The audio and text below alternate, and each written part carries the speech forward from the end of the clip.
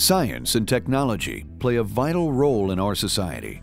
Every day, millions of Americans rely on smartphones, high-tech tablet computers, and thousands of other pieces of machinery in an increasing capacity. However, sometimes science can overstep its bounds, and this cannot be more apparent than in the field of nutrition. Science has improved our ability to understand plant, animal, and human nutrition much better, in that we can analyze tissues more accurately and really better determine what is happening nutritionally with the entities. The big issue is that no longer are we simply interested or concerned about just nutrition and pesticide residue. With the advent of genetic engineering technology, we now additionally have to be worried about the actual toxicity inherently of the food itself. In order to satisfy exploding populations and a rapidly expanding economy, the agriculture industry has turned to the use of genetically modified organisms, or GMOs. A GMO is a genetically modified organism, or in the case of food, it's a genetically engineered crop. And what it really is an infective process where they take a bacteria and they put a virus with it, and they put a piece of genetic material that they want to implant into that seed or into that cell culture.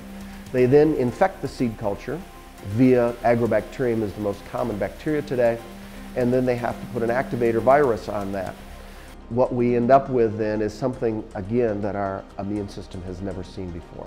Some of the negative impacts that have occurred with the use of GMOs, particularly in the plant kingdom, is that we have narrowed our genetic base dramatically and has made our crops more susceptible to diseases. As our society gains a better understanding of the negative impacts of genetically modified organisms in our diet, there exists a growing concern in the agriculture community about the direction the industry is going. With the advent, about 20 years ago, of genetically engineered foods, now the entire structure of the food chain has changed. It was to face this growing concern that FHR was formed.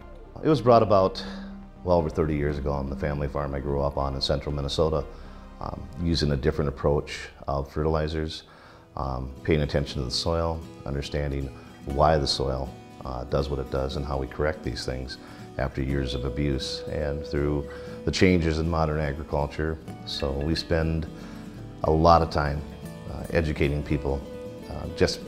It's not just a process or a piece of equipment. It's what you put through that U-Drop planter. The nutrient placement's part of it, but it's the actual ingredients that you put into it. Through the use of non-GMO hybrids and biological-based fertilizers, FHR is growing crops that promote a healthier base. Formed by growers, this Minnesota-based organization is looking to provide the consumer a better option in the marketplace. When we start out with appropriate, fully balanced nutrition and then add the appropriate beneficial microorganisms to that package, we end up with a foundation that allows the plant to grow, meeting its maximum genetic potential. Well, biological-based fertilizers are fertilizers that feed the microbial community in the soil so that the plants can feed off of the nutrients provided by those microbes.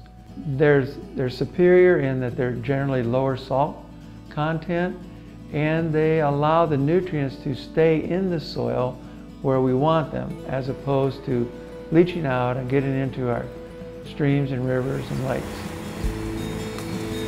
To the growers at FHR, food is medicine, and this group of growers is determined to create a truly sustainable agriculture system.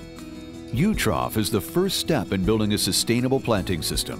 The concept of U-Trough planting is trying to get synergy of fertilizer right along that root zone. On one side of the row we put liquid fertilizer, on the other side of the row we put dry fertilizer, and in the row we put an 8-19-3 food grade starter with a micropack live bacteria.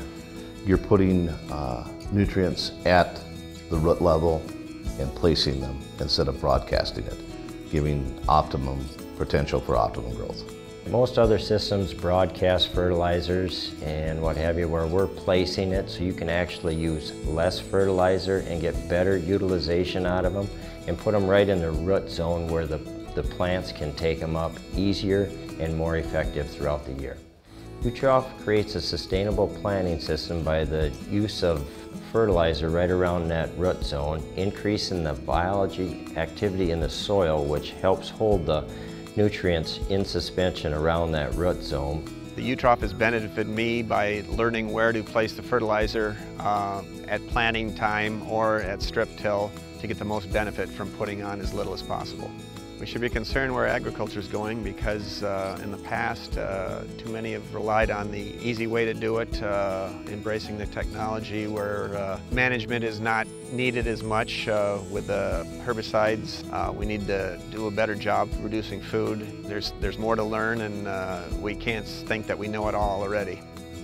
In order for the agriculture industry to achieve long-term success, a combined effort between farmers and consumers is needed. Jeff Luttrell founded FHR with this goal in mind. The future of agriculture is that technology is a big thing. We use a ton of it. I mean, we're using precision, we're using ag leader, we're using iPads in our planters, as well as spray equipment. We're ahead of the curve. By placing nutrients in the soil as a place-by manner, that is going to be the future. Whether it's mandated by the government or not, I think we're going to find out that somewhere along the line, economics is going to prove to us that we have to place nutrients and we have to do a better job of what we're doing. I'm not saying we're not doing a good job already, but I think we have to know that it's ever changing. For more information, please visit www.fhr1.com or call 877-907-1444.